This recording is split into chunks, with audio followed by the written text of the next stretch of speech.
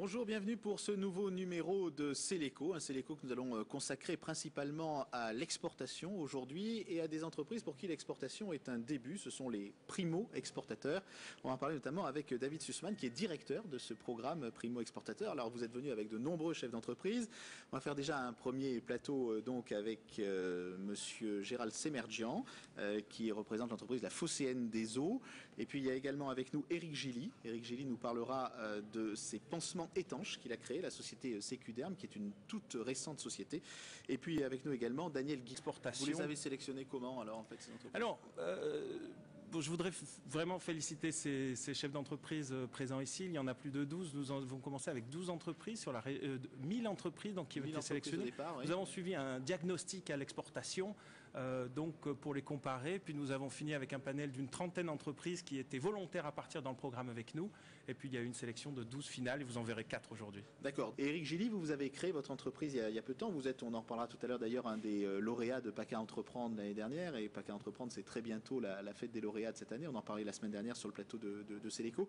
Vous avez été primé notamment dans un salon qui s'appelait Acte Santé pour des produits qui sont des pansements étanches. Là, on est vraiment dans le domaine de la santé, c'est tout à fait différent. Tout à fait. C'est un pansement que j'ai créé suite à une expérience personnelle. Parce que j'étais simplement opéré, j'avais pas de solution pour me doucher, prendre ma douche et protéger mon pansement post-opératoire. Et donc j'ai créé un pansement qui permet de prendre la douche, mais tout en s'appliquant sur des zones difficiles en adhérence, comme les genoux, les articulations, les plis. Dans ce secteur, il y a beaucoup de réglementations c'est un peu comme le secteur des médicaments ou bien c'est quand même un petit peu plus souple? Alors il y a un classement au niveau des réglementations. Donc là c'est un pansement secondaire, c'est une réglementation la plus souple on va dire, mais qui est quand même une réglementation pharmaceutique avec un marquage CE associé. On peut voir peut-être ce type de pansement. Tout à fait. Il faut ouvrir la petite pochette et le packaging, d'accord, très bien. En pharmacie. Donc vous avez déjà commencé la commercialisation, l'entreprise est très récente, d'accord.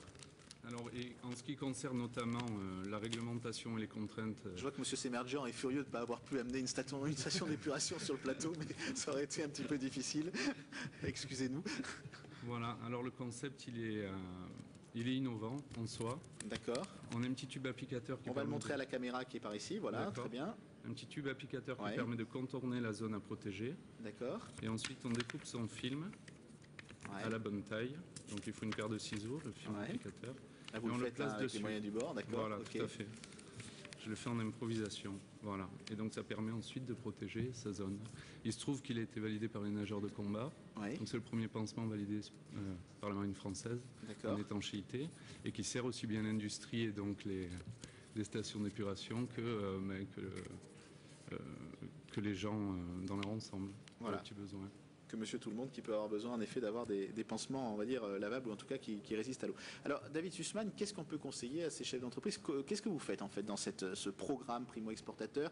Vous leur dites il faut aller sur tel marché plutôt que sur tel autre. Ici en Provence on travaille beaucoup avec un certain nombre de pays, on connaît bien. Quelle est l'aide que vous apportez en fait? Alors, écoutez, on va retrouver Éric Gilly. Alors Éric Gilly, on va venir donc maintenant à l'export pour vos pansements étanches. Donc là aussi une petite société quand même qui démarre. Pourquoi partir tout de suite à l'exportation après juste quelques mois? Mais tout simplement parce que le produit est un petit peu universel et sur un marché qui est très concurrentiel et protégé au niveau européen et même Australie, Chine, US. Donc ça, vous avez des brevets pour ça? Tout à fait. D'accord. Et c'est donc souvent un inconvénient pour les entreprises françaises. Vous avez vraiment protégé... J'ai protégé parce que je croyais au potentiel tout simplement et à l'universalité, entre guillemets, du produit. Et donc c'est l'application directe, c'est l'export. Alors en ayant des distributeurs en France, maintenant que le produit se met en place, qu'il est disponible en pharmacie française, l'idée c'est de faire la même chose dans les pays voisins à l'origine. Et là, c'est vrai qu'il y a eu un travail Apex qui a déjà porté ses fruits. C'est-à-dire qu'instinctivement, je me dirigeais plutôt vers les pays Espagne, Italie, parce qu'il y a du littoral et ça ressemble effectivement au littoral méditerranéen français. Et finalement, en travaillant, c'est des pays qui sont plus prêts à accueillir le produit, qui ont plus de potentiel au niveau même financier d'accueil, comme l'Allemagne et l'Angleterre, sont devenus des cibles prioritaires parce que le produit ne s'applique pas seulement quand on veut se baigner, mais à la maison. Et donc finalement, on a changé l'orientation et c'est des points stratégiques très importants qu'on a travaillé à l'APEX.